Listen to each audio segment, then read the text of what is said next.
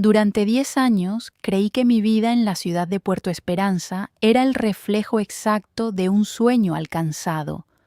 Julián, un arquitecto dedicado a diseñar estructuras sólidas, y Elena, una talentosa curadora de arte, formábamos lo que todos en nuestro círculo social consideraban la pareja inquebrantable. Vivíamos en una casa de estilo contemporáneo que yo mismo había diseñado, un espacio donde la luz entraba a raudales por los ventanales y donde el aroma del café recién hecho por las mañanas parecía sellar un pacto eterno de estabilidad. Nuestra relación no se basaba solo en el afecto, sino en una sincronía casi coreografiada. Compartíamos silencios cómodos, cenas pausadas y planes de jubilación frente al mar. Para mí, Elena no era solo mi esposa, era el eje sobre el cual giraba mi mundo, la persona que conocía cada una de mis debilidades y que, supuestamente, las protegía con la misma devoción con la que yo cuidaba de ella. El éxito profesional y la armonía doméstica se entrelazaban de tal manera que llegué a pensar que el dolor era algo que solo les ocurría a los demás, a aquellos que no habían construido sus cimientos con la misma meticulosidad que nosotros. Sin embargo, las estructuras más hermosas son a menudo las más frágiles ante las grietas invisibles.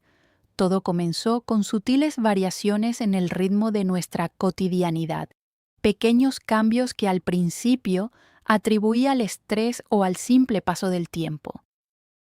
Elena empezó a mostrar una preocupación inusual por su apariencia física, algo que iba más allá de su elegancia natural. Se inscribió en clases de yoga nocturnas y sus regresos a casa se volvieron erráticos. El teléfono, que antes solía descansar sobre la mesa del comedor sin misterios, ahora permanecía siempre boca abajo o guardado en su bolso. Cuando le preguntaba por su día, sus respuestas eran breves, casi telegráficas, desprovistas de esa calidez detallista que solía caracterizarla. Mi mente, entrenada para la lógica y la precisión, intentó racionalizar estas señales. Me dije a mí mismo que estaba siendo paranoico, que los años de matrimonio a veces traen consigo la necesidad de espacios individuales. Me sumergí en la negación, construyendo muros de justificaciones para proteger la ilusión de mi felicidad.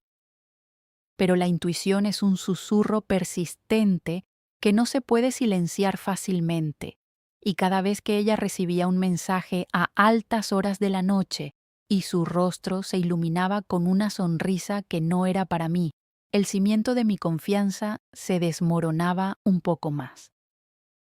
El momento del colapso total ocurrió una tarde de martes, un día que recordaré con una nitidez dolorosa por el resto de mi vida. Elena había salido a una supuesta inauguración de una galería en el centro de Puerto Esperanza y, por un descuido fortuito, dejó su tableta personal encendida y vinculada a su servicio de mensajería sobre el escritorio del estudio.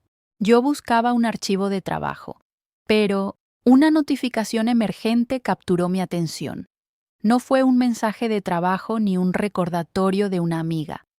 Era una fotografía enviada por un hombre llamado Ricardo, un antiguo colega suyo al que yo apenas conocía de vista.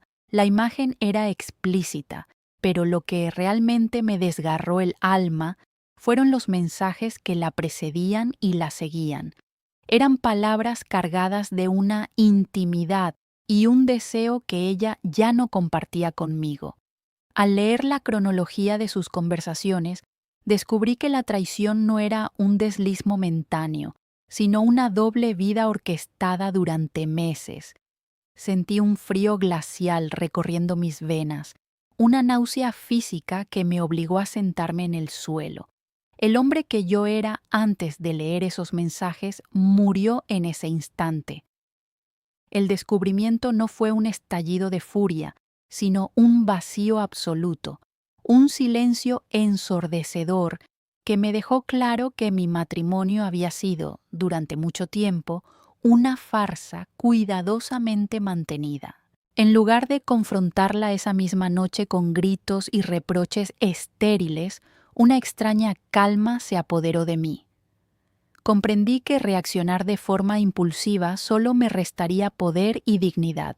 Decidí que, si ella había sido capaz de construir una mentira tan elaborada, yo sería capaz de diseñar una salida magistral.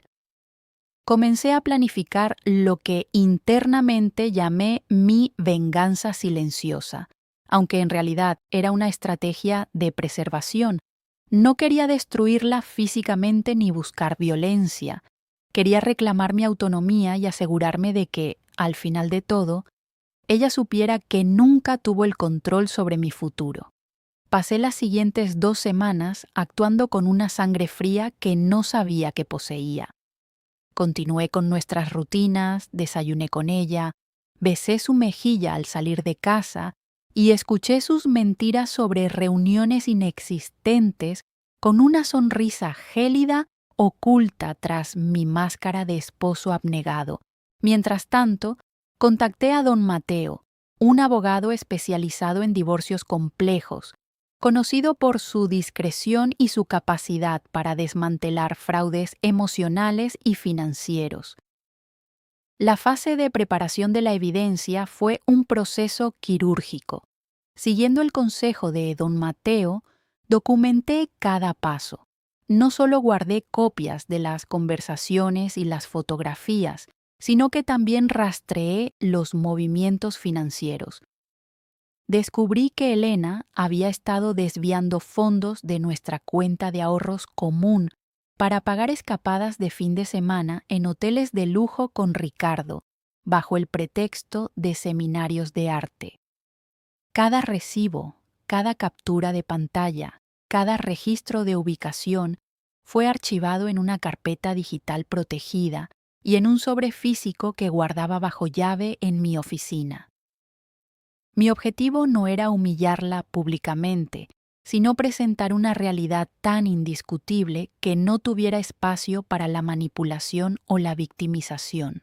Era un ejercicio de arquitectura legal. Estaba trazando los planos de mi libertad mientras ella creía que yo seguía viviendo en la casa de cristal que habíamos construido.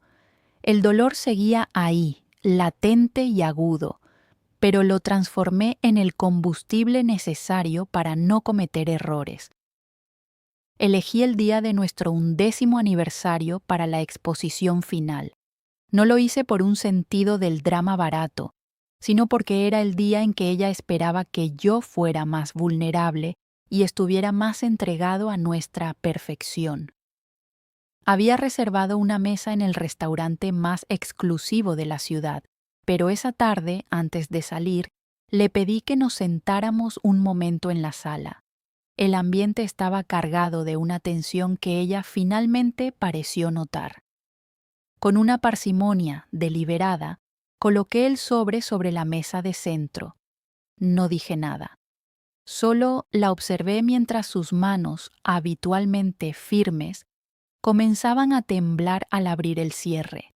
A medida que extraía las fotografías, los estados de cuenta y las transcripciones de sus conversaciones con Ricardo, el color fue abandonando su rostro hasta quedar de un blanco sepulcral.